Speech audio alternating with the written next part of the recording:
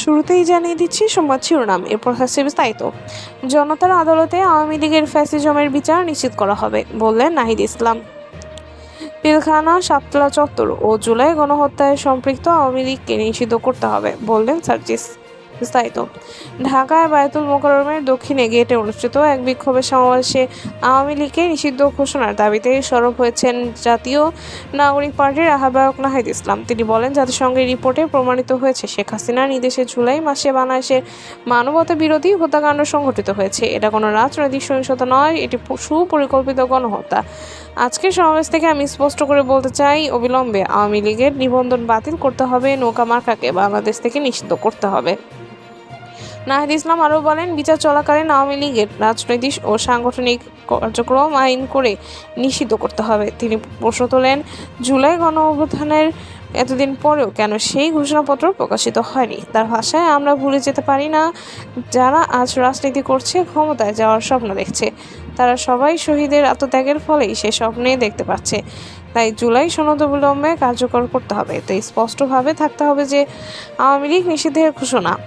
তিনি দলীয় কর্মীদের প্রতি আহ্বান জানিয়ে বলেন, আমরা বাংলাদেশের প্রতিটি ঘরে যাব, প্রতিটি দরজায় এনসিপির বার্তা পৌঁছে দেব। ইউনো থেকে মহল্লা, পাড়া থেকে শহর, যেখানে ফ্যাসিবাদের প্রতিচ্ছবি থাকবে, যেখানে আমরা প্রতিরোধ করব, জনতার আদালত তৈরি করব। নাহিদ ইসলাম বলেন, যদি সরকার এসব বিচার নিশ্চিত করতে ব্যর্থ হয় তাহলে বসে থাকবো না।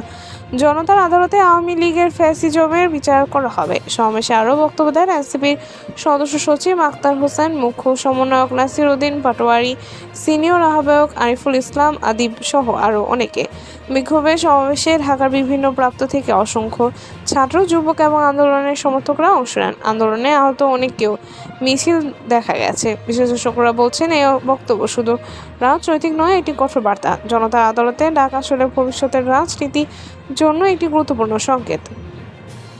পিলখানা, শাপলা চত্বর ও জুলাই গণহত্যায় সম্পৃক্ত আওয়ামী লীগকে নিষিদ্ধ করতে হবে, বললেন সাজিস আলম। বিস্তারিত।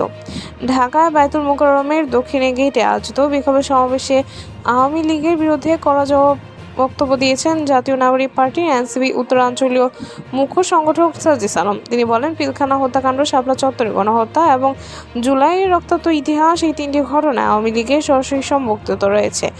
এই দল খুনিদের দল, তাই আওয়ামী লীগকে নিষিদ্ধ করতে হবে, না হলে আন্দোলন থামাবে না। সাজিস আলম বলেন, আজ থেকে 9 মাস আগে আমরা এক হাতে মুষ্টিবদ্ধ হয়ে এই খুনি সরকারের বিরুদ্ধে রায় দিয়েছিলাম। আজ আবার একই জায়গায় দাঁড়িয়ে সবাইকে বলছে, মুষ্টিবদ্ধ হাতে বলে দিন, পিলখানা, শাপলা, জুলাই গণহত্যার কাণ্ডের জন্য দায়ীকে খুনি আওয়ামী লীগ নাকি রাজনীতি করার অধিকার রাখে? সমাবেশী স্থলে থাকা নেতাকর্মীরা হাত উঁচিয়ে সাজিসের বক্তব্যে সাড়া দেন এবং আওয়াজ তোলেন, খুনি হাসিনার ফাঁসি চাই। এনসিপি দাবি করেছেন, যতদিন পর্যন্ত আওয়ামী লীগের রাজনীতি নিষিদ্ধ না হবে ততদিন এই আন্দোলন অব্যাহত থাকবে। এই বিক্ষোভ সমাবেশে ঢাকার বিভিন্ন ওয়ার্ড, থানা, এমনকি আশেপাশে জেলার বিপুল সংখ্যক নেতাকর্মী অংশগ্রহণ করবেন। উপস্থিত ছিলেন জুলাই গণঅভ্যুত্থানের শহীদ পরিবার ও আহতদের অনেকে। বিশ্লেষকরা বলছেন, এই আন্দোলন শুধু একটি রাজনৈতিক দাবি নয়, এটি হতে যাচ্ছে দীর্ঘদিন ধরে জমে থাকা ক্ষোভের বিস্ফোরণ। এই ছিল সর্বশেষ আপডেট। নতুন আরও আপডেট পেতে আমাদের সঙ্গেই থাকুন। ধন্যবাদ।